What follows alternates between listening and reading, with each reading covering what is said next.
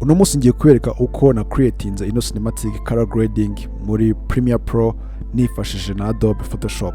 So nkuko urimo kwibona hano muri workspace yanjye, izi nizo clip ngiye gukoresha. Okay, urabona ko n'ubundi ziri muri flat image. So icyo ngiye kubanza nakora, ngiye kubanza nazikura hano muri slog, ngiye kubanza nazikura muri mode ya slog kugira ngo zize kuba ziri clip, zize guhinduka clip ziri nomo cyangwa se muri rec 709 kugira ngo ntangire kuzihereza look yanjye. So nkuko urimo kwibona mfite clip ebyiri zanjye ziri muri timeline yanjye. Okay, so ngiye kuzana kuri Lumetri Color. Okay guys, making sure yuko hano muri Premiere Pro uri muri workspace ya color nibwo uraza kubona ino Lumetri Color. Okay, so ndaza gukanda kuri clip yanjye noneho inze kuimportingamo LUT, iraza kubihindura rec 709.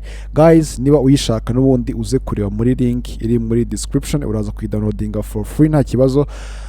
Ni ngiyi nise yitwa Sony S lower 3. Okay, iyo nyikanzeho noneho uhita ubona uko clip yawe ihise ihinduka. Okay, urabona yuko guys amabara yose arimo aragaragara, umweru, umukara, icyatsi, blue, ibiki n'ibiki. Okay, none ahangaha kuri iyi clip ya mbere aba ariho yes nayo nze kuyishyiramo. Okay, yes nkuko urimo kwibona nuko nguko ihisinduka. So guys, bivuze yuko no ku bantu batari gukoresha S-Log guys, nuvango iyi LUT nimportinzemo ntabwo ikeneye. Okay, nuvango icyo usabwa ni steps ngiye kukwereka uburyo wakora look yawe. So icyo ndaza gukora, ngiye kubanza nayo rya screenshot. Okay, look ngiye kuyikorera muri Adobe Photoshop. So icyo ndaza gukora, ndaza gufata like image ndaza gukoresha, reka nze gufata iyi ngiyi none kugira ngo inze kwirya screenshot. Icyo ndaza gukora, ndaza no kuri iyi icon y'ifoto export frame cyangwa se ugakoresha ino control shift plus e. Okay, nkaza then noneho nze ku browsinga aho nza kuyibika, reka nze kuyibika n'urugero hano muri document. Okay, and select and then making sure yuko guys ifoto ugiye gusohora ari JPEG, then ukande okay. So ifoto nasohoye rero ngiye kuza kuyimportinga muri Adobe Photoshop kugira ngo ntangire gukora color grading yanjye. Okay, so ni ngiye urabona yuko yageze muri Adobe Photoshop. So icyo ngiye gukora guys, ngiye gufungura camera raw, ndazana kuri filter, inze kuri camera raw ahangaha. So imaze kujya muri camera raw, none icyo giye kugira ngo ntangire kuyihereza look nshaka. So hano ndaza gufungura kuri light, manze ndiringe n'ama exposure. Okay, nkareba ko niba ama highlight atari menshi, ama shadow. Okay, nkaza kubigabanya. Okay, ahangaha ni sawa, and then inze gufungura ino curves. Okay, so ndaza guchuzinga red. Okay, nyizamure gutya. Okay, and then hano kuri blue manure gatoya gutya, and then hano nzamure hasi. Alright, so ahangaha kuri curves nta bintu byinshi ndakoramo, and then inze gufungura ino color mixer. Okay, color mixer dufitemo hue, saturation na luminance. So first ndaza hano kuri hue. Okay, inze kugabanya ino orange gatoya guys. Iyo nzuminze hano kuri skin tone yanjye ndi kubalancinga ino orange, ubona uburyo skin tone irimo guhinduka. Okay, so ngendaza kwishyira ngaha nibwo iraba iri more fresh neza cyane.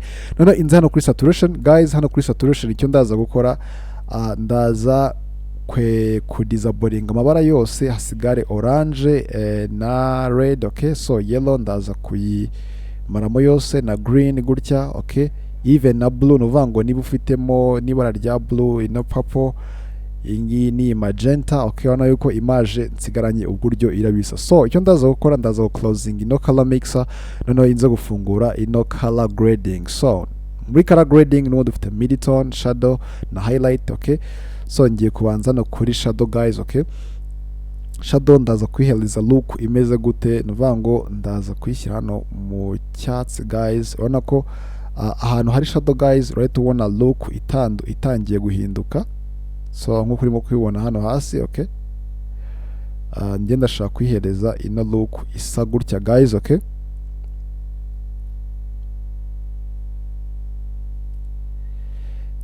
hangaha, and then inze hano kuri midtone guys, nubundi ibijya gukorana na skin tone. So ndaza kwishyira nubundi mu bara rya skin tone, ntago ndaza gushyiramo ibintu byinshi. Even hano kuri highlight, vango kuri highlight ni handi humwe tuba turi kubona vango ushaka kwadingamo ubururu. Urabona ko guys nyine na ahantu hari umweru, okay, so ushaka kwadingamo ibara ushaka guys, okay, ariko ngiyewe ndaza kubireka gutya, nta bara na rimwe ndaza gushyiramo. So nuvuga guys icyo ndi gushaka ni iyi look imeze gutya. So ubwo iyo ndangije kuyihereza look nshaka, icyo nza gukora ngiye gusavinga ino look kugira ngo aba ariyo nza gushyira muri Premiere Pro. So ndaza hano kuri triple dots cyangwa hano ku tudomo dutatu, inze hano kuri save settings. Nuvuga ngo ngiye gusavinga zino settings maze gukora cyangwa se ino look namaze guhereza ino foto. So ndaza hano kuri save settings, nze gukanda save, okay, inze kuyisavinga n'ubundi muri document, okay, inze kuyita n'urugero preset, then nze gukanda hano kuri save. So iyo maje kuyisavinga nza gupressinga okay, and then urabona yuko guys yasigira muri Photoshop n'ubundi kuri ya foto as normal. Turacyari muri Photoshop guys. So ngiye gufungura indi software yitwa LUT generator, okay.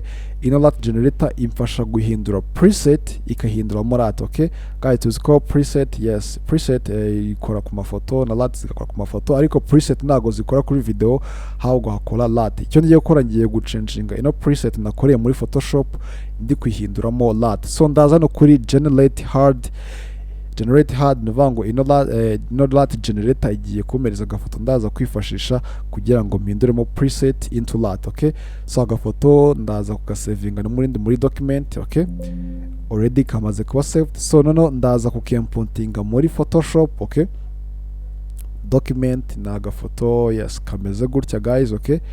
And then iyo kamaze kugeramo n'ubundi still ngaruka no kuri filter, nkinjira muri camera raw, noneho nkaza kuri twa tudomo dutatu, noneho nkaza he kuri load settings. Ubwo ngiye kwimportinga settings already twamaze gusavinga before. So ndaza hano kuri load settings, noneho inze muri document twayise preset, okay. Urabona ko ifoto uburyo ihise ihinduka, inze gukanda okay guys. Iyo umaze kwimportingamo ya preset yawe, and then ifoto n'ubundi ujya kuri file ujye kuyisavinga. Ndaza hano kuri file, inze kuri save as copy, ndaza kuyita like yes, kanze kuyita n'urugero ngo LUT, making sure guys yuko iri muri PNG, okay. Uze gukanda save, okay, then you can save nanone. So ndatangaruka muri ya LUT generator yanjye, noneho inze hano kuri convert cube. So ya convert cube ifoto yanjye namaze ku exportinga muri Photoshop ningi nukuyasaga. So ndatanganda kuri open, noneho ndaza gutegereza by'amasegonda make kugira ngo ino conversion ibanze irangira. Hano bahita bakureka ko conversion is done, uhita ukanda okay. So nicyo gihe rero ngo nze gusubira muri Premiere Pro. Ndaza hano muri Premiere Pro yanjye, noneho inze ku applyingaho LUT maze gukora. So first koko mfitemo clips ebyiri, ndaza gu creating adjustment layer, ndaza hano kuri new item, inze hano kuri adjustment layer nkande okay. Noneho inze kuyiterura nyishyire hano hejuru ya ma clip yanjye uko ari abiri, extending, okay.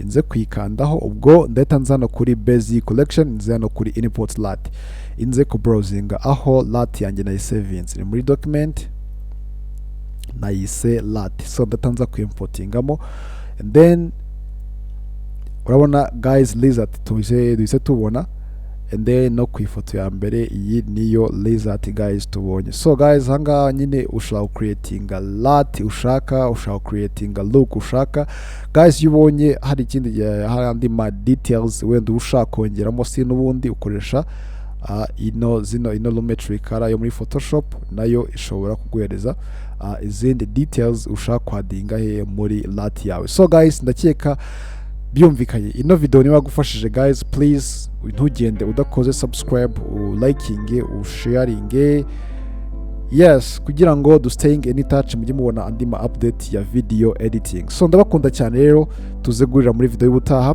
Peace.